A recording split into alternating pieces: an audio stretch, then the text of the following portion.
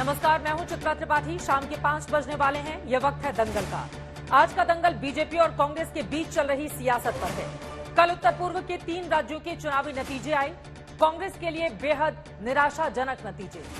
BJP को 2 राज्यों में शानदार जीत मिली और तीनों राज्यों में सत्ता की चाबी भी उसको मिल गई। मानो देश और उत्तर पूर्व की जनता बीजेपी को कह रही हो, जाने नहीं देंगे तुझे। और इसी मौके का फायदा उठाकर बीजेपी ने कांग्रेस के नेताओं की बदजुबानी को बड़ा मुद्दा बना दिया। पीएम मोदी ने कल कहा कि कांग्रेस वाले मर जा मोदी के नारे लगाते हैं तो देश मत जा मोदी कहता है। कांग्रेस वाले मोदी तेरी कब्र खुदेगी कहते हैं तो देश कहता है मोदी तेरा कमल खिलेगा। आज फिर अमित शाह ने कर्नाटक में वही बातें दोहराई हैं। वहीं दूसरी तरफ कांग्रेस का यह कहना है कि पीएम मोदी को विक्टिम कार्ड खेलकर चुनावी जीत हासिल करने की आदत हो गई है। लेकिन सबसे बड़ा सवाल यही है कि क्या पीएम मोदी पर निजी हमले का नुकसान कांग्रेस को चुनाव में उठाना पड़ रहा है? क्या कारण है कि 2006 में जिस कांग्रेस के पास 16 राज्यों में अपना मुख्यमंत्री था, वो आज सिर्फ 3 राज्यों तक ही सिमट कर रह गई है? क्या कारण है कि 2009 में लोकसभा की 206 सीटों से घटकर आज कांग्रेस 52 सीटों पर सिमट गई है? वो क्या वजह है कि सदन के दोनों ही सदनों की 793 सीटों में से कांग्रेस के पास 100 से भी कम सीटें, सिर्फ 84 सीटें हैं? क्या कांग्रेस की इस बदहाली का कोई गाली कनेक्शन है, या नेता, नीति और नियत की किल्लत से जूझ रही पार्टी लगातार चुनावी शिकस्त झेल रही है? इन्हीं तमाम मुद्दों पर 2024 के चुनावी प्लान और दलों की मोर्चेबंदी पर आज मेहमानों के साथ हम चर्चा करेंगे। लेकिन उसके पहले ये रिपोर्ट देखिए। उत्तर पूर्व के 2 राज्यों में जीत और 3 राज्यों में सत्ता कायम करने का जश्न मना रही बीजेपी अब कांग्रेस को उसके करतूतों पर चिढ़ाती फिर रही है। गुरुवार को बीजेपी मुख्यालय में पीएम मोदी ने कांग्रेस के मर जा मोदी वाले नारे का जिक्र करते हुए मत जा मोदी वाले जनादेश का जिक्र किया था। अब फिर अमित शाह ने कांग्रेस के उसी बयान को लेकर कर्नाटक से निशाना साधा है। कांग्रेस पार्टी, इसका स्तर दिन प्रतिदिन गिरता जा रहा है। क्या नारे लगा रहे हैं, क्या नारे लगा रहे हैं?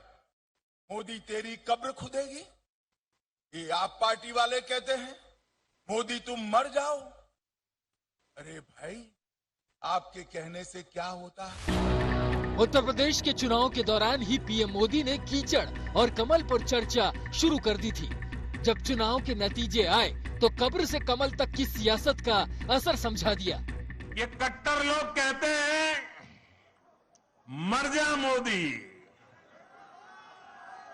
वो कहते हैं मर जा मोदी। देश कह रहे हैं मत जा मोदी, मत जा। कुछ लोग मोदी की कब्र खोदने की ख्वाहिश कर रहे हैं।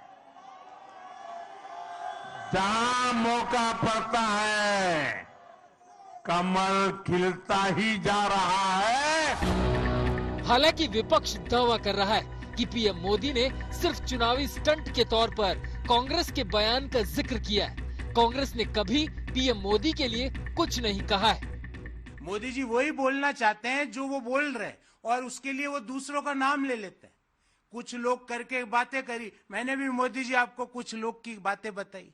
कोई एरा गरा नथु खेरा कुछ बोल दे, अब प्रधानमंत्री जी उसको इतना महत्व दें।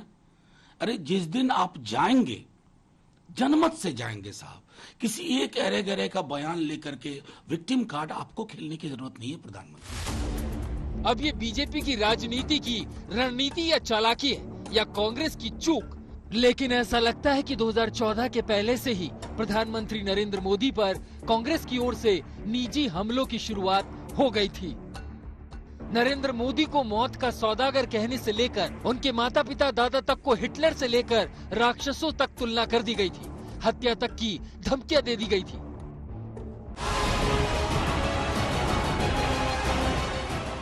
और चुनावी नतीजों के रिकॉर्ड गवाह है कि जनता चाहे जिस मुद्दे पर वोट करे, लेकिन जब जब नरेंद्र मोदी को गालियां दी गई तब तब बीजेपी तेजी से आगे बढ़ी है। मसलन 2009 में जिस कांग्रेस के पास लोकसभा में 206 सीटें यानी 28.6% हिस्सेदारी थी, वो 2014 में 44 सीटों यानी सिर्फ 19.3% की हिस्सेदारी तक सिमट गई और फिर 2019 में कांग्रेस को 52 सीटें और 19.5% सीटों की हिस्सेदारी मिली। ये वो चुनावी नतीजे थे जिससे पहले नरेंद्र मोदी के ऊपर खुद सोनिया गांधी से लेकर मणिशंकर अय्यर तक निजी हमले कर चुके थे और पीएम मोदी की माने तो ये कांग्रेस नेताओं की मोदी को दी गई उन गालियों का भी असर हो सकता है कि जिस बीजेपी के पास 2009 में सिर्फ 18.8% वोट शेयर था वो 2014 में बढ़कर 31% हो गया और 2019 में बीजेपी का वोट शेयर 37.36% तक पहुंच गया। जितना कीचड़ मोदी जी पर उछालोगे कमल इतना खिलकर बाहर आए। हालांकि कांग्रेस परेशान है कि कीचड़ तो बीजेपी की ओर से भी उछाला जाता है लेकिन उसका कांग्रेस को फायदा तो कभी नहीं हुआ है। कुछ लोग तो ये भी कहते थे ये कांग्रेस की विधवा है, कुछ लोग तो पूर्व प्रधानमंत्री को कहते थे ये रेनकोट पहन के नहाते हैं, कुछ लोग तो पूर्व विदेश मंत्री की पत्नी को कहते थे कि ये 50 करोड़ की गर्लफ्रेंड है। इस तरह की बातें कुछ लोगों ने की थी। दरअसल सवाल सिर्फ गालीबाज सियासत का नहीं है, सियासी नीतियों और नेताओं की नीयत का भी है और चुनाव नतीजों की बात की जाए तो शायद नेता, नीति और नीयत के संकट में ही कांग्रेस का कुनबा कमजोर होता गया, वरना ये इत्तेफाक नहीं है कि 2014 से 22 तक कांग्रेस के 460 नेताओं ने पार्टी छोड़ दी। इसमें से 177 सांसदों विधायकों ने तो ऐन चुनाव के दौरान पार्टी छोड़ी, जबकि 222 कांग्रेसी उम्मीदवारों ने पार्टी छोड़कर दूसरी पार्टी से चुनाव लड़ा और पिछले साल की बात की जाए तो 24 कांग्रेस विधायकों समेत 37 उम्मीदवारों ने पार्टी छोड़कर दूसरी पार्टी से चुनाव लड़ा। अब कांग्रेस पार्टी अपनी नीति सुधारे, नेता सुधारे या पीएम मोदी पर निजी हमलों वाली नीयत दुरुस्त करे, ये कांग्रेस के मंथन का विषय हो सकता है क्योंकि देश की जनता ने पिछले 9 साल से पीएम मोदी की सरकार पर भरोसा दिखाया और ये भरोसा बढ़ता ही जा रहा है। जबकि जिस कांग्रेस के पास 2006 में 16 राज्यों में अपने मुख्यमंत्री थे, उस कांग्रेस के पास आज सिर्फ 3 राज्यों में मुख्यमंत्री बचे। और जिस तरह से देश के चुनावी नतीजे आ रहे हैं, कांग्रेस पार्टी और उसके नेता आगे भी बीजेपी को, देश की संवैधानिक संस्थाओं को, देश की लोकतांत्रिक व्यवस्थाओं को और देश के मतदाताओं को कोसते रहे तो उसका कोई फायदा नहीं होने वाला है। आज तक ब्यूरो। लोकसभा चुनाव में आज से तकरीबन 350 दिन बाकी हैं। ऐसे में कांग्रेस पार्टी की ओर से ये जो बौछार की जा रही है आरोपों की, शब्द ऐसे ऐसे चुने जा रहे हैं जिसको भारतीय जनता पार्टी के तमाम दिग्गज नेता चुनावी मुद्दा बनाकर लोगों के बीच उछाल रहे हैं और उसका फायदा भी बीजेपी को मिलता हुआ दिख रहा है। कई ऐसे सवाल हैं जिसको लेकर चर्चा में हम आगे बढ़ेंगे। 2024 की तैयारी अगर करेगी कांग्रेस पार्टी तो क्या इसी तरह के शब्द बार बार उछाले जाएंगे, उसको नुकसान होगा। गौरव भाटिया जी राष्ट्रीय प्रवक्ता भारतीय जनता पार्टी के हमारे साथ जुड़ चुके हैं। चरण सिंह सापरा जी स्पोक्स पर्सन कांग्रेस पार्टी के हमारे साथ मौजूद हैं। जोई विश्वास जी स्पोक्स पर्सन है टीएमसी की। आपको बताते चले ममता बनर्जी की पार्टी ने यह ऐलान किया है कि 2024 का चुनाव वो अकेले लड़ेंगी। ऐसे में विपक्षी एकता को पहले ही ममता दीदी ने धता बता दिया है। सुजाता पांडे जी पॉलिटिकल एनालिस्ट के तौर पर हमारे साथ जुड़ चुकी हैं। गौरव भाटिया जी शुरुआत आपसे ही करते हुए, विपक्ष की ओर से कहा जा रहा है कि विक्टिम कार्ड खेलने की आदत पड़ चुकी है बीजेपी के नेताओं को। छोटे से शब्द को लेकर पूरा माहौल बनाना कोई भारतीय जनता पार्टी के नेता से ही सीखे, कांग्रेस का यह सीधा आरोप है मर्जा मोदी वाले बयान पर। देखिए चित्रा जी, सर्वप्रथम तो आपके चैनल पर आके जैसा कल प्रेरणादायक भाषण श्री नरेंद्र मोदी जी ने दिया और पूर्वोत्तर राज्यों में जो हमारी जीत हुई है, धन्यवाद दिया वहां के लोगों का, ये हमारी विचारधारा है। लुक ईस्ट पॉलिसी की बात करी, जितने अभी तक के सब प्रधानमंत्री के दौरे लगे हैं पूर्वोत्तर राज्यों में, अकेले नरेंद्र मोदी जी 50 से ज्यादा बार वहां पे गए हैं। और आज विश्वास कोई जगाता है तो वो नरेंद्र मोदी जी का नेतृत्व लगाता है। राजनीति में आपकी विचारधारा अलग हो सकती है, लेकिन नरेंद्र मोदी जी के लिए अपशब्द कहना, अमर्यादित भाषा बोलना, आप उनके परिवार के लिए गलत शब्द कहें, ये किस तरह की राजनीति है। और मैं समझता हूं कल के जो परिणाम आए हैं चित्रा जी, ये एक बड़ी बात उजागर करते हैं कि भारत के जो लोग हैं ये सकारात्मक राजनीति में विश्वास रखते हैं अगर आप गाली देंगे किसी संवैधानिक पद पे बैठे हुए व्यक्ति को, राष्ट्रपति को राष्ट्रपत्नी बुलाएंगे, प्रधानमंत्री जी के लिए तुलना Modi, Masood Azhar, Osama bin Laden और दाऊद इब्राहिम और आईएसआई से करेंगे, तो मैं समझता हूं जनता जवाब देगी और मजबूती से देगी। दूसरी बात, देखिए, अकेले दमखम नहीं होता ना, तो सारे जुगनू मिल बैठते हैं, कहते हैं आओ ऐलान करें, सूरज को हटाएंगे। वही हाल आज महागठबंधन का है। आप मुझे बताइए, ये सब लोग साथ आने की बात कर रहे थे और ममता बनर्जी ने तो अब ऐलान कर दिया, उन्होंने तो कह दिया कि भाई मैं अकेले चुनाव लड़ूंगी। और मुझे एक पिक्चर आई थी, दिल चाहता है, वहां पे एक डायलॉग था, केक खाने के लिए तो हम कहीं भी पहुंच सकते हैं। वैसे ही स्टालिन जी का जन्मदिन था, आपने देखा था, वहां पे अखिलेश यादव, तेजस्वी यादव और फारूक अब्दुल्ला सब पहुंच गए थे। चित्रा जी, आप मुझे ये बताइए, इनकी विचारधारा क्या है? पूर्वोत्तर राज्यों में कांग्रेस का प्रदर्शन क्या है, आप बताइए। इनके एमएलए टीएमसी में जाते हैं, टीएमसी इनसे बड़ी पार्टी बन जाती है मेघालय में। ये क्या दर्शाता है? ये दर्शाता है कि आज ना इनके पास नेतृत्व है, ना इनके पास काडर है और ना विचारधारा है, और भारतीय जनता पार्टी के पास तीनों है। ये बात तो सच है ना। देखिए, एक तरफ जहां बीजेपी नरेंद्र मोदी की अगुवाई में लगातार चुनाव दर चुनाव जीतती हुई चली जा रही है, कांग्रेस के मुकाबले उसका जीत प्रतिशत आप देख लें। दूसरी तरफ आपके नेताओं की बदजुबानी। क्या कांग्रेस ने अपने इतिहास से कोई सबक नहीं सीखा? जब जब आपकी ओर से या आपकी पार्टी के किसी भी नेता की ओर से प्रधानमंत्री के खिलाफ बदजुबानी हुई है, उसको बीजेपी ने अपना सबसे बड़ा हथियार बना लिया है। तो मौका तो आप लोग ही दे रहे हैं। अब मोदी मर जा, मोदी तेरी कब्र खुदेगी, इस तरह के बयान जब दिए जाएंगे तो यकीनन उसको बीजेपी एक बड़ा मुद्दा बनाकर चुनावी मैदान में जाएगी। और फिर क्या होगा कांग्रेस पार्टी का?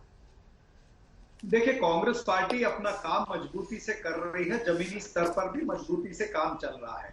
प्रधानमंत्री जी अगर सहानुभूति लेते हैं तो वो उनका एक षड्यंत्र है, वो सहानुभूति लेने का प्रयास करते हैं, और सहानुभूति के साथ साथ वो विषय से जो देश के मेन मुद्दे हैं, जो विपक्ष के मेन मुद्दे, जो विपक्ष सवाल पूछ रहा है, जिस पर प्रधानमंत्री जी जवाब नहीं देना चाहते हैं, फिर वो चाहे महंगाई का मुद्दा हो, बेरोजगारी का मुद्दा हो, किसानों की आय दुगनी करने का मुद्दा हो, चीन का विषय हो, ये तमाम सारी बातों पर अडानी की लूट चल रही है और नरेंद्र मोदी म्यूट है, इसके ऊपर वो नहीं बोलना चाहते हैं। लेकिन वो सहानुभूति लेने के लिए और ध्यान भटकाने के लिए वो इस तरह के मुद्दे उठाते हैं। वो स्वतंत्र हैं, उठा सकते हैं। लेकिन भारतीय जनता पार्टी को यह भी याद दिलाना जरूरी है कि इस तरह का वक्तव्य जो है वो वहां से भी बहुत बार आए हैं। प्रधानमंत्री ने कांग्रेस पार्टी को दीमक कहा है, खूनी पंजा कहा है, सोनिया जी के लिए जर्सी गाय कहा है, डॉक्टर मनमोहन सिंह जी के लिए रेनकोट पहन के नहाते हैं, मन मौन, इस तरह से उन्होंने कहा। अब मौन मोदी बने हुए हैं। अब मौन मोदी अडानी पर कुछ नहीं बोलना चाहते हैं, लेकिन उस समय उन्होंने डॉक्टर साहब को बोला था। तो ऐसा है कि ये करे तो रासलीला, हम करे तो कैरेक्टर ढीला, ये इनकी पद्धत चल रही है। यानी ये करे तो चमत्कार और हम करे तो गुनहगार। और अमित शाह जी आज जो कर्नाटका के अंदर उछल उछल के बोल रहे थे, अगर राहुल गांधी जी और कांग्रेस पार्टी इतनी रेलेवेंट नहीं है, जिस तरह से भारतीय जनता पार्टी बताना चाहती है कि इतने चुनाव कांग्रेस पार्टी नहीं जीती, इतने एमएलए कांग्रेस पार्टी से चले गए, अगर कांग्रेस पार्टी रेलेवेंट नहीं है तो फिर राहुल गांधी 2 लाइन का ट्वीट करते हैं तो अमित शाह और नरेंद्र मोदी जमीन से 6 फुट ऊंचे उठ जाते हैं। ये किस लिए? क्यों घबरा रहे हो? कर्नाटका में जाकर के आप 40% कमीशन खोरी की बात नहीं करते। आज ही आपके बीजेपी के एमएलए का बेटा जो है उसके पास से कैश पैसा पकड़ा गया है, 60 करोड़ रुपया पकड़ा गया है, उसके ऊपर अमित शाह कुछ नहीं बोलेंगे। ठीक है, अब जवाब ले लेते हैं।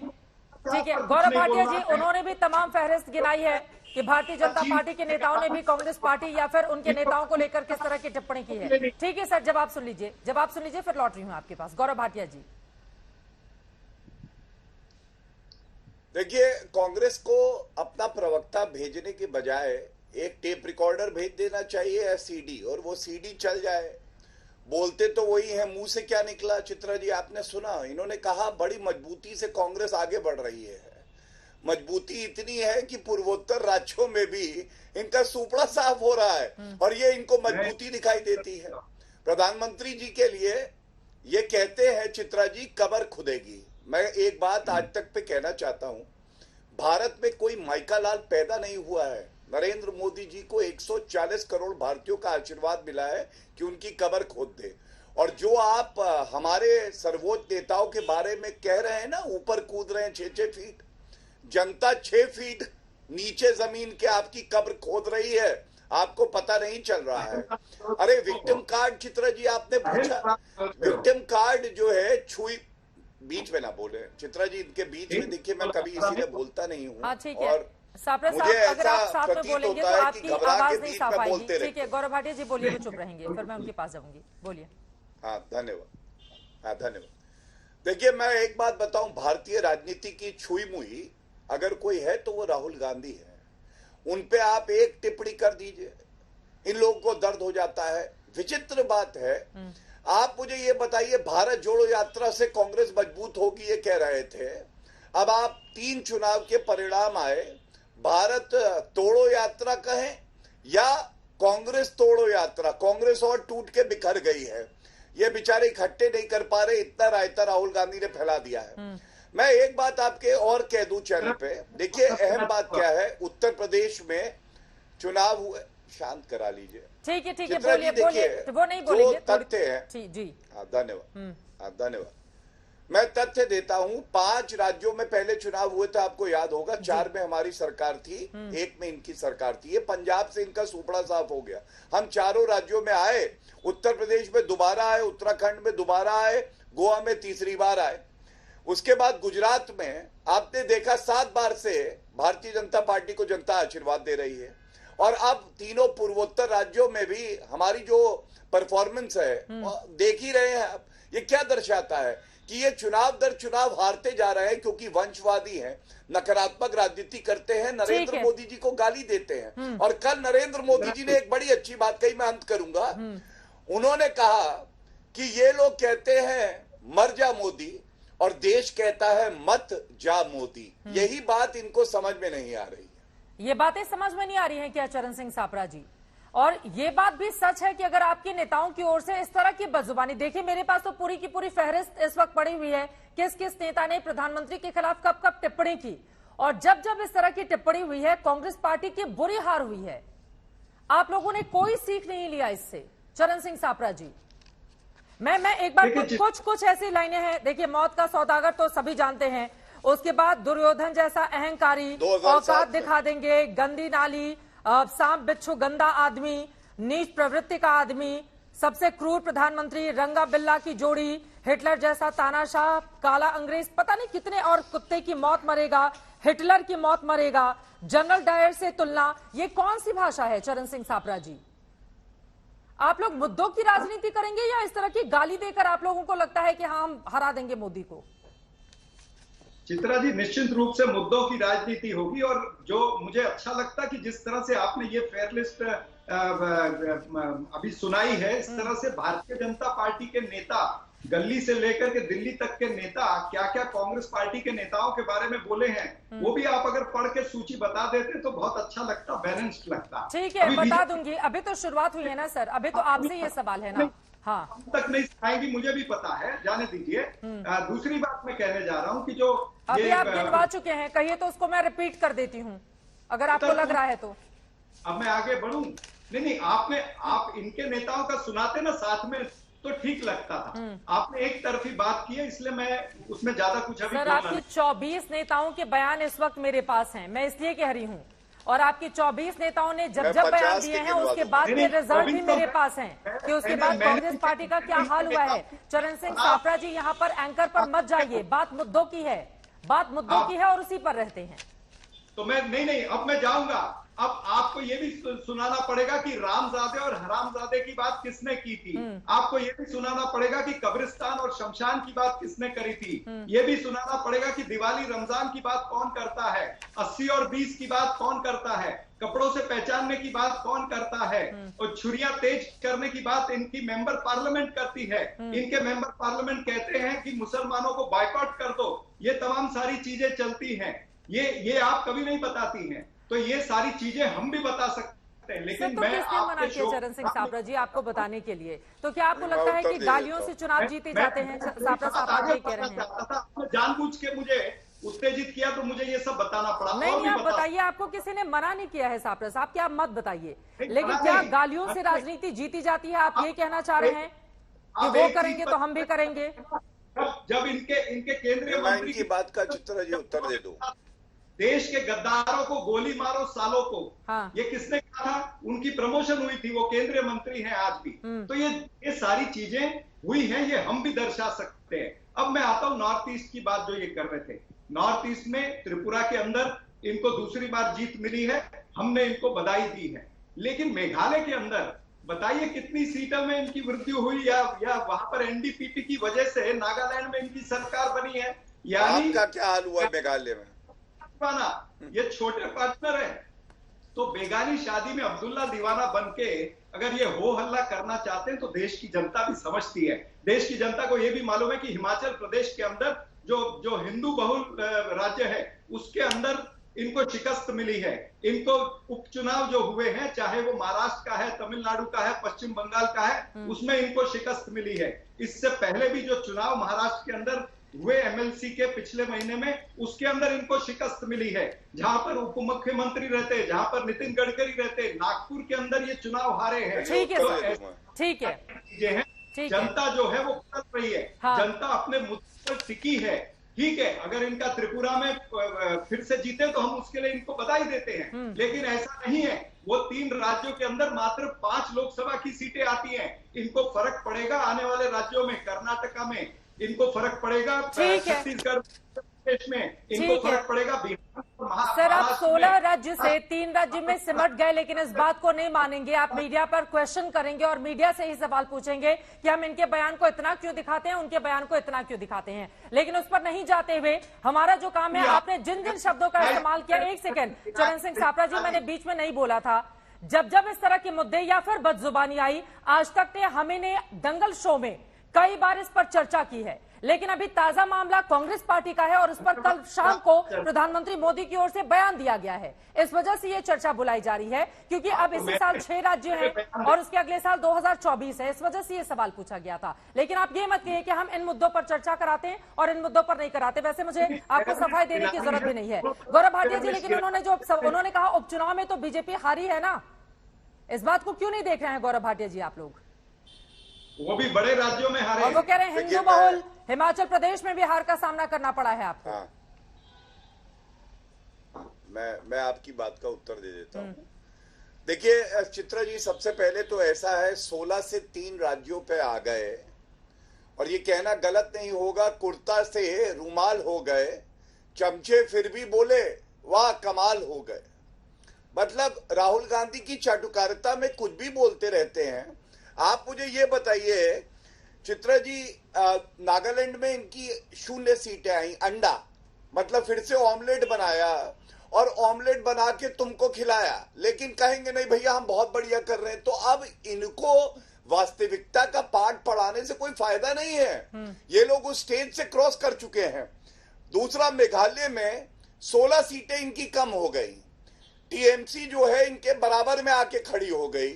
पिछले चुनाव में 21 सीटें आई थी, अब 5 रह गई। लेकिन इनको आप मत बोलिए, ये तो कहेंगे कमाल हो गया, कमाल हो गया, धोती फाड़ के रुमाल हो गया, वही हालत है। मैं एक बात जो है अमर्यादित बयानों पे कहूंगा, 2007 में नरेंद्र मोदी जी के लिए मौत का सौदागर, जो कि संवैधानिक पद पे बैठे थे, मुख्यमंत्री थे, सोनिया गांधी जी ने कहा, और परिणाम हम सबने देखा है। वो मुख्यमंत्री से प्रधानमंत्री बने। सोनिया गांधी जी और राहुल गांधी का आज क्या हाल है। दूसरी बात, गुजरात चुनाव में याद करिए, 100 सर वाला रावण, झूठों का सरदार मधुसूदन मिस्त्री बोले औकात दिखा देंगे। जनता ने ऐसी औकात दिखाई, ऐतिहासिक जीत तो दर्ज करी भारतीय जनता पार्टी ने। कांग्रेस का सुपड़ा साफ हो गया और ये 7वीं बार लगातार चुनाव जीते, इतिहास रचा। इसी बात की जलन है इनको। अब थोड़ा सा चर्चा के दायरे को आगे बढ़ाते हुए बाकी जो 2 मेहमान हैं उनको भी मैं शामिल कराना चाहूंगी। जो विश्वास जी, ये अचानक से क्या हुआ, दिल्ली आती हैं ममता बनर्जी, सोनिया गांधी से, राहुल गांधी से जाकर मुलाकात करती हैं, अब कमाल फोटो भी सामने आती है, फिर अचानक से उनकी ओर से ऐलान कर दिया जाता है कि हम तो अकेले ही चुनावी मैदान में जाएंगे। ये क्या भांप लिया टीएमसी ने? चित्रा जी, मैं पहले कहना चाहूंगी, देखिए आज ये ममता बनर्जी जो हमारी दीदी, हमारी सीएम है, वो दिल्ली जाने के बाद वो किसी से भी मुलाकात कर सकती है, कोई भी पॉलिटिकल पार्टी के न्योते में वो जा सकती है। 7 बार की एमपी रह चुकी है, तो उनके साथ सभी राजनीतिक दलों की अच्छी रिलेशन है, सबके साथ पर्सनल रिलेशन अच्छी है। लेकिन पर्सनल रिलेशन के गणित पे तो वोट नहीं होगा, वोट होगा, चुनाव होगा, कुछ मुद्दे पे होगा। तो आज जो कांग्रेस है, ये कांग्रेस पार्टी का अगर आप देखेंगे तो ये जो कांग्रेस पार्टी है, ये केरल में जाके ये सीपीएम के साथ ये लड़ाई करते हैं। बंगाल में और त्रिपुरा में आके इसका गठबंधन हो जाता है वामपंथियों के साथ। फिर ये जो अभी जो बाईपोल हुआ है सागर दिघी में बंगाल में, उन्होंने ये बाईपोल जीता है। सीपीएम वामपंथी की सहायता में कांग्रेस ने चुनाव जीते हैं, और उसमें बीजेपी का जो 22% वोट शेयर था, उसमें सीधा वोट शेयर अभी खत्म हो गया, वोट शेयर कम हो गया, घट के 13% हो गया। हाँ। और वो 9% लगभग वोट शेयर कांग्रेस और सीपीएम अलायंस को, गठबंधन को मिल गया। तो आज जो परिस्थिति है बंगाल में, ये बीजेपी, सीपीएम, कांग्रेस सभी तृणमूल के खिलाफ लड़ रहे हैं। तृणमूल अकेले पार्टी है जो अभी तक स्पाइन नहीं बेचे है, बीजेपी के खिलाफ भी लड़े हैं बंगाल में। हाँ। बंगाल में बीजेपी को धूल चटाया है।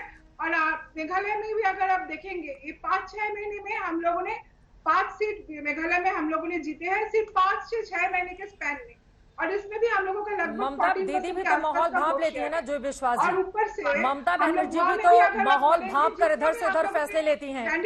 आप जो बातें कह रही हैं, मुझे ममता बनर्जी का 2003 का वो बयान सामने याद आ गया अचानक से, जिसमें उनकी ओर से कहा गया था कि अगर आरएसएस हमको 1% भी सपोर्ट कर दे तो लाल आतंक को हम बंगाल से खत्म कर देंगे। तो ममता बनर्जी भी तो सहूलियत की पॉलिटिक्स करती हैं, कभी इधर कभी उधर। चित्रादी, पॉलिटिक्स में सारे गणित किसके साथ आपका गठबंधन होगा या नहीं होगा, पर्टिकुलरली उस वोट के ऊपर आपका मतलब चुनाव के पहले वो मतलब ठीक होता है समीकरण। तो अभी वो टाइम नहीं आया है। दूसरी बात, तो ममता बनर्जी हमारे तृणमूल कांग्रेस गठबंधन 2024 में सीधे देश की जनता के साथ है। क्या राहुल गांधी का नेतृत्व स्वीकार नहीं है आप लोगों को? पार्टी को हम लोग स्वागत करेंगे। कांग्रेस पार्टी को क्यों छोड़ दिया? जो विश्वास का विचारधारा क्या है? हाँ। कांग्रेस कौन सा विचारधारा है, ये पहले उनको तैयार करना है। बंगाल में और त्रिपुरा में वो बीजेपी वामपंथियों के साथ है, केरल में वामपंथी के अगेंस्ट में है, जिनके पास ना कोई विजन है।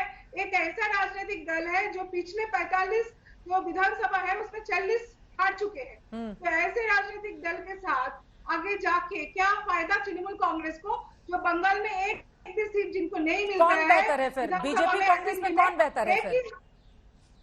आपका सवाल नहीं सुनाई दे रहा है। बीजेपी कांग्रेस में कौन बेहतर है फिर? आप कह रही हैं कि कांग्रेस पार्टी को पता ही नहीं कि उसकी विचारधारा क्या है। जी, हम यही बोल रहे हैं। जो राहुल गांधी टिप्पणी करते हैं तृणमूल कांग्रेस के ऊपर, राहुल गांधी को टिप्पणी बिना नहीं करके अपने गिरवार में थोड़ा ध्यान देना चाहिए, अपने गिरवार झाड़ के देखना चाहिए कि वो इतना चुनाव हार रहे हैं के बाद वो खुद का एनालिसिस करें। और भारत जोड़ो जो यात्रा है, भारत जोड़ो यात्रा में भी उन्होंने एकदम लास्ट टाइम में तृणमूल कांग्रेस को बुलाया है। इससे पहले हम लोगों को कोई भी चिट्ठी नहीं भेजा गया, तो कोई सवाल ही नहीं उठता है।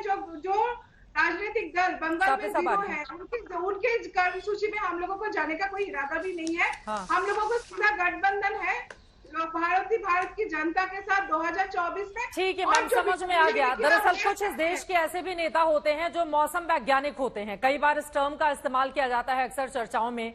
तो ममता बनर्जी मौसम देखकर तो नहीं बदल रही हैं, क्योंकि एक तरफ अभी साल भर पहले तक हम देख रहे थे विपक्षी एकता को लेकर पुरजोर तरीके से दीदी की ओर से हुंकार भरी जा रही थी, फिर अचानक से पता चलता है कि वो तो अकेले ही चुनावी मैदान में जाएंगी। अकेले चुनावी मैदान में जाएंगी तो बीजेपी जैसी पार्टी को कहां हरा पाएंगी? उसी बीजेपी ने 2019 में 22 आपने जीती, 18 सीटें उसने जीती थी। मैं लौटूंगी सवाल के साथ, एक जल्दी से टिप्पणी ले लेती हूँ। हमारे साथ सुजाता पांडे जी जुड़ी हुई हैं, एक छोटी सी टिप्पणी उनसे ले लेती हूँ। ठीक है, बोलिए। हम लोग ने बोले हैं कि गठबंधन अगर करना है हम लोग उसके लिए स्वागत करते हैं ऐसे पार्टी को जो बीजेपी के खिलाफ लड़ सकते हैं। जो बीजेपी के खिलाफ अपना स्पाइन बेच दिया है, ऐसे पार्टी को क्या हम लोगों को गठबंधन क्या करना है? हम बोल रहे हैं सारे आंचलिक दल जो बीजेपी के खिलाफ लड़ सकते हैं उनको स्वागत है। हम लोग साथ में लीड ऑफ द आवर है, हम लोग साथ में गठबंधन करेंगे। लेकिन कांग्रेस के साथ अभी ये गठबंधन का कोई मतलब नहीं है। जो बंगाल में हमारे खिलाफ लड़ते हैं और जाके बोलते हैं सेंट्रली हम लोगों के साथ। इस सवाल का जवाब चरण सिंह सापड़ा जी आप दीजिएगा। सुजाता पांडे जी बहुत देर से हमारे साथ जुड़े हुए हैं, एक जल्दी से टिप्पणी उनकी मैं ले लेती हूँ। सुजाता पांडे जी, क्या ममता बनर्जी के इस ऐलान के साथ ही ये माना जा सकता है कि 24 के ठीक पहले विपक्षी एकता में बड़ी दरार आ चुकी है? तो चित्रा जी, विपक्षी एकता थी कहाँ? अभी तो अखिलेश यादव, तेजस्वी यादव और केजरीवाल ये केसीआर के साथ एक अलग चुनावी मंच बनाने की, थर्ड फ्रंट बनाने की बात कर रहे थे और साफ कह दिया है कि कांग्रेस से अलग लड़ेंगे। आज ममता बनर्जी ने भी कह दिया है। देखिए, ममता बनर्जी चुनाव से अगर वो कांग्रेस के साथ नहीं लड़ती और अकेले लड़ती हैं तो इससे कुछ खास फर्क नहीं पड़ने वाला, क्योंकि वो बंगाल से बाहर उनकी कोई खास पैठ अभी तक हो नहीं पाई है। लेकिन जानती है कि जो उनका होम टर्फ है, जो बंगाल में है, अगर वो कांग्रेस के साथ गई तो इसका डायरेक्ट फायदा बीजेपी को होगा, जबकि वो देख चुकी है कि उस मुश्किल परिस्थिति में भी पिछली बार बीजेपी का परफॉर्मेंस अच्छा रहा था और उसने एक बहुत मजबूत डेंट किया था। तो वो अपना घर बचाने की कोशिश कर रही है। तो बात, और जहां तक बात है विपक्षी एकता की, कौन है नेता? आप मुझे बताइए। ममता बनर्जी को नेता मानेंगे राहुल गांधी? नहीं मानेंगे। राहुल गांधी को ममता बनर्जी नेता मानेंगे? नहीं मानेंगे। अरविंद केजरीवाल नेता है? नहीं है। केसीआर नेता है? नहीं है। शरद पवार नेता है? नहीं है। कौन है नेता? क्या नैरेटिव है? नैरेटिव क्या है? एंटी मोदी, एंटी आरएसएस, इन्हीं चीजों पे जनता वोट करेगी। चित्रा जी, अब विपक्ष को समझना चाहिए कि मुद्दों की बात करना और उन मुद्दों के लिए खुद को एक विकल्प और समाधान के रूप में स्थापित करना अलग बात है। कांग्रेस का एक भी ऐसा राज्य नहीं है जहां पे विकास का मॉडल हो जो कि मोदी जी के परफॉर्मेंस बेस्ड पॉलिटिक्स को टक्कर दे सके। और यही कारण है कि एक स्टेट बाय स्टेट 2024 के बाद कांग्रेस हारती जा रही है, राहुल गांधी के नेतृत्व को नकारा जाता जा रहा है। और जहां तक विक्टिम कार्ड की बात है, तो कैम्ब्रिज में विक्टिम कार्ड कौन खेल रहा है? पेगासस वाली बात कौन कह रहा है? जबकि सुप्रीम कोर्ट ने साफ मना कर दिया कि उनके फोन में कोई पेगासस कल नहीं था। तो ये विक्टिम कार्ड कौन खेलता है? विक्टिम कार्ड तो कांग्रेस खेलती है, ये मोदी जी नहीं खेलते, क्योंकि उनके पास तो डेवलपमेंट करने के और डेवलपमेंट इतना का रिपोर्ट कार्ड इतना बड़ा है कि जनता उसमें खुद ही। कई सवाल आपकी ओर से उठाए गए हैं सापरा साहब, आप एक एक करके जवाब दीजिएगा। लेकिन कांग्रेस का कुनबा किस तरह से बिखरता हुआ चला जा रहा है फुल फ्रेम में, अगर ये आंकड़े हम दिखा दिए, देखिए इससे सबक लिए जाने की जरूरत है चरण सिंह सापरा जी, और इस बात को भी समझे जाने की जरूरत है कि परीक्षा अगर हिंदी की हो तो गणित के पेपर की तैयारी शाम को बैठकर नहीं की जाती है। जैसा कि भारत जोड़ो यात्रा के दौरान एक भी चुनावी राज्य में जब कांग्रेस पार्टी के बड़े दिग्गज नहीं जाएंगे तो पलटकर आपसे सवाल पूछे जाएंगे। 2014 से 22 तक 460 नेताओं ने पार्टी छोड़ी है, 177 सांसद विधायकों ने चुनाव के दरमियान पार्टी छोड़ दी है। जरा सोचिए, 222 कांग्रेसी उम्मीदवार दूसरी पार्टी से चुनाव लड़े। 2022 में 24 विधायकों समेत 37 नेता दूसरी पार्टी से चुनावी मैदान में उतरते हैं। क्या ये नीति, नेता और नियत की बात नहीं है? चरण सिंह सापरा जी, अब सवाल तो उठाइएगा, लेकिन एक तरफ भारत जोड़ो यात्रा के दौरान भी हमने देखा, एक तरफ कन्याकुमारी से भारत जोड़ो यात्रा चली है, उसी दरमियान कई नेताओं की ओर से कांग्रेस पार्टी छोड़कर दूसरे दलों का दामन थाम लिया गया, और फिर आप कहेंगे कि चुनाव सिर्फ कांग्रेस से क्यों पूछे जाते हैं? सापरा साहब। चित्रा जी, मुझे समय देना, क्योंकि मुझे तीन लोगों का जवाब देना है। आपका जवाब देना है, जूही विश्वास का, सुजाता पांडे जी का भी जवाब देना है मुझे। पहले आपका जवाब दे देता हूं। जनता का भी तो जवाब देना है। सुनिए ना, ये बात जो आप कह रहे हैं कि इतने सारे नेता छोड़ के गए, ये बात भी सच है, लेकिन आपको बताऊं कि कांग्रेस पार्टी जो है ये कंटिन्यूस एक कार्यकर्ता और नेता बनाने की फैक्ट्री है, और ये फैक्ट्री चलती जा रही है। अगर कोई नेता गए हैं तो नीचे के कार्यकर्ता ऊपर आए हैं, उनको मौका मिला है। और कांग्रेस पार्टी के अंदर देश की सेवा करने के लिए नेता और कार्यकर्ता तैयार होते रहे हैं और होते जा रहे हैं और आगे भी होते रहेंगे। अब मैं आता हूं, जूही विश्वास जी जो बात कर रही थी कि टीएमसी को किस तरह से राहुल गांधी जी ने वो स्टेटमेंट क्यों दी। वो इसलिए स्टेटमेंट दी उन्होंने कि गोवा के अंदर और उत्तराखंड के अंदर अगर आप देखेंगे तो टीएमसी जो है वो ठीक वोट कटुआ पार्टी बन करके उभरी थी। उसी तरह से मेघालय में जितनी वोट कांग्रेस की काटी है उतनी वोट से बीजेपी का उन्होंने फायदा किया है। इसलिए श्री राहुल गांधी जी ने कहा कि टीएमसी जो है वो बीजेपी की बी टीम है और वो वोट कटुआ पार्टी है। मैं कह रहा हूं वोट कटुआ पार्टी है। आपने वोट काट के मेघालय में आपके 12 विधायकों को लेकर चली जाती हैं, आप लोगों को असर नहीं पड़ता है? सापरा साहब, आपको अंदाजा है कि 21 सीटें जिस मेघालय में कांग्रेस ने जीती थी, 12 उठकर चले जाते हैं, टीएमसी में शामिल हो जाते हैं। मैं उसी पे मैं आ रहा था। तो गोवा और उत्तराखंड नहीं पाते हैं। आप लोग बीजेपी का आप लोग बीजेपी के खिलाफ लड़ नहीं पाते रहे। गुजरात में बुरी तरीके से आपने हारे हैं। ठीक है जी, एक बार उनकी बात हो जाए, दो लोग बोलेंगे तो बिल्कुल साबरा साहब की आवाज नहीं आएगी। ठीक है, वो स्काइप पे हमारे साथ बैठे हुए हैं, दो लोग बोलेंगे तो उनकी आवाज नहीं आएगी। जूही जी प्लीज, वो कह रही है कि आप तो बीजेपी से लड़ ही नहीं पाते हैं, तो फिर इस कांग्रेस पार्टी के साथ जाने का कोई फायदा है नहीं। जो विश्वास जी कह रहे हैं, ये क्या बीजेपी से लड़ेंगे? एक राज्य के अंदर पड़े हुए हैं, बीजेपी क्यों नहीं लड़ पाए?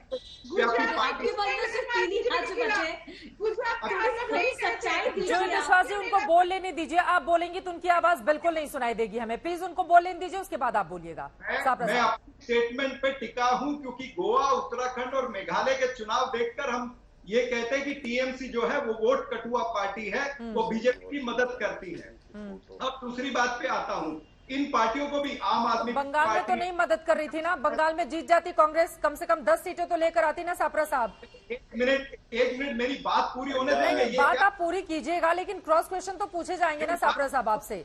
बंगाल में तो नहीं मदद कर रही थी बीजेपी की, तो बंगाल में कांग्रेस कम से कम 10 सीटें तो लेकर आती। आपको पता है सुपड़ा साफ हो गया पश्चिम बंगाल में कांग्रेस पार्टी का। चित्रा त्रिपाठी जी यही बोल लीजिए, फिर आप इकट्ठा पूछ लीजिए। मैं नहीं इकट्ठा, अगर आप क्वेश्चन करेंगे तो क्रॉस क्वेश्चन किया जाएगा ना सर। अब मैंने यहाँ पर भाषण देने के लिए तो बुलाया नहीं है। कीजिए ना, आप मुझे 500 क्वेश्चन पूछिए ना, मैं उत्तर देने के लिए तैयार हूं। बोलिए सर, बोलिए। और दूसरी बात मैं जो करने जा रहा था कि ये पार्टियां, चाहे वो टीएमसी है, चाहे आम आदमी पार्टी है, चाहे बीआरएस है, चाहे समाजवादी पार्टी है, इनको भी 2024 के लिए सोचना पड़ेगा कि इनको सेक्युलर वोट को काट करके बीजेपी की मदद करनी है या नहीं करनी है, या फिर कांग्रेस की मदद क्यों करने आ जाएंगे? वो कह रही है कि कांग्रेस पार्टी तो लड़ नहीं पाती है ना बीजेपी से, तो कांग्रेस के साथ वो खड़े नहीं रहना चाहते, न दिखना चाहते हैं।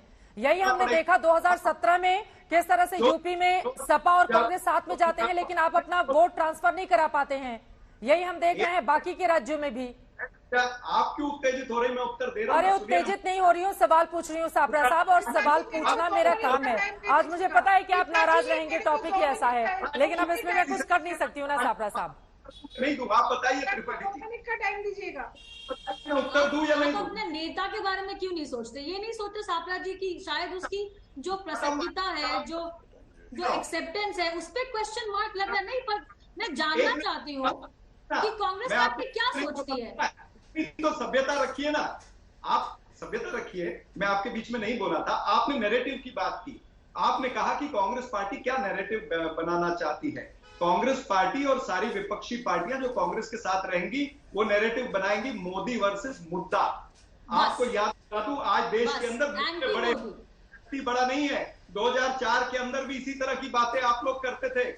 आप कहते थे शाइनिंग इंडिया कैंपेन बहुत बड़ी है, अटल बिहारी वाजपेयी। अरे 2004 में और 2023-24 में बहुत बड़ा फर्क आ चुका है सापरा साहब, इस बात को समझिए। और विषय की गंभीरता को अगर कांग्रेस नहीं समझेगी, ठीक है सर, समझ में आ गई आपकी बात। देखिए वही प्रधानमंत्री नरेंद्र मोदी है जिसके खिलाफ इस तरह की बदजुबानी का इस्तेमाल किया जाता है। वही नरेंद्र मोदी 50 से ज्यादा बार जाकर उत्तर पूर्व का दौरा करते हैं, वहां के लोगों को भरोसे में लेते हैं, और जब वहां से वोट हासिल होते हैं तो आप लोग कहते हैं कि नहीं अब उनका तो कुछ है नहीं और विक्टिम कार्ड खेलकर वो जीतना चाहते हैं। सर इस तरह की बातें जनता की समझ में तो नहीं आएंगी ना। और चुनाव दर चुनाव अगर कांग्रेस पार्टी को खारिज किया जा रहा है तो अंदर झांक कर देखे जाने की जरूरत है। लेकिन गौरव भाटिया जी, अब तो ममता बनर्जी ने ऐसा लग रहा है कि बीजेपी का फायदा ही करा दिया कि वो अब किसी पार्टी के साथ नहीं जाएंगी, तो राहत की सांस ली होगी आप लोगों ने।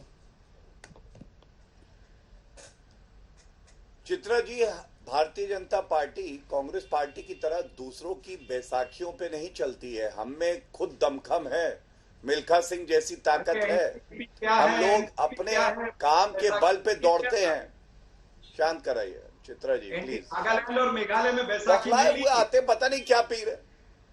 ये कौन सा वाला क्या राहुल गांधी वाला जूस है? ये बुद्धि बंद हो जाएगी, मत कीजिए। साहब मैं माफी के साथ आपको रोकना चाह रही हूँ। देखिए अगर आप बोलेंगे ना और गौरव भाटिया जी भी बोलेंगे तो सापरा साहब आपकी आवाज नहीं आएगी, क्योंकि आप स्काइप पे हैं। तो प्लीज आपकी आवाज भी नहीं जाएगी, उनकी बात भी समझ में नहीं आएगी। उनको बोलने नहीं दीजिए, फिर मैं आ रही हूँ आपके पास। गौरव भाटिया जी वो आपको उत्तर पूर्व के राज्यों का हवाला दे रहे हैं। देखिए चित्रा जी, मैं फिर से कहूंगा कि हम दूसरों की बैसाखियों पे नहीं चलते हैं। दूसरी पार्टियों को कोस रहे हैं कि आप क्यों आए। अरे पश्चिम बंगाल में लेफ्ट के साथ इन्होंने समझौता किया था, फुरफुरा शरीफ के साथ। हालत क्या हुई थी? अंडा आया था, ऑमलेट बना के वहां पे टांगा था इन्होंने अपनी दुकान पे। हमें ज्ञान दे रहे हैं। हम अपने दमखम से लड़ते हैं। हमारे पास नेतृत्व है मोदी जी का, जेपी नड्डा जी का, अमित शाह जी का, राजनाथ जी का। हमारे पास काडर है बहुत मजबूत, ऐसे करोड़ों कार्यकर्ता हैं जो पार्टी के लिए काम करते हैं और निस्वार्थ भाव से काम करते हैं, और हमारी विचारधारा है जो हमारी ताकत है। लेकिन आपके चैनल पे एक बड़ी बात मैं कहूंगा, आपने सुना इन्होंने कहा देश की सेवा। अरे कांग्रेस और देश की सेवा विलोम है। आज राहुल गांधी का कैम्ब्रिज में यूनिवर्सिटी गए थे, मुंह से कैम्ब्रिज एनालिटिका मॉडल निकलने वाला था, वही फॉलो करते हैं। लेकिन मुझे शर्म आई, विदेशी धरती पे जाके एक भारतीय चीन की तारीफ करे चित्रा जी, और एक बार ना कह पाए कि तुम घुसे कैसे, भागो यहां से, जो हमारी जमीन कब्जा कांग्रेस की सरकार में करी हुई है। बल्कि राहुल गांधी ने वहां पे उनके सवालों पर, उन्होंने विदेश में जाकर राहुल के बयान पर जो सवाल उठाया, जल्दी से, वक्त हमारे पास नहीं है। सापरा साहब 2 लाइन में जल्दी से। देखिए ऐसा है, ये बैसाखियों की बात करते थे, एनडीपीपी, एनपीपी, शिवसेना, अकाली दल और बिहार जेडीयू, ये बैसाखियों पर चलाई ना अपनी सरकार, तो बैसाखियों की बात दुनिया को मत सिखाइए। और चीनी बात करते तो पहले ये बताइए कि अडानी का जो पार्टनर है चैंग चुंग लिंग, ये कौन है? इसका नरेंद्र मोदी। सर, वक्त हमें इतने की इजाजत देता है। आप तमाम मेहमानों का बहुत शुक्रिया हमारे साथ इस चर्चा में शामिल होने के लिए।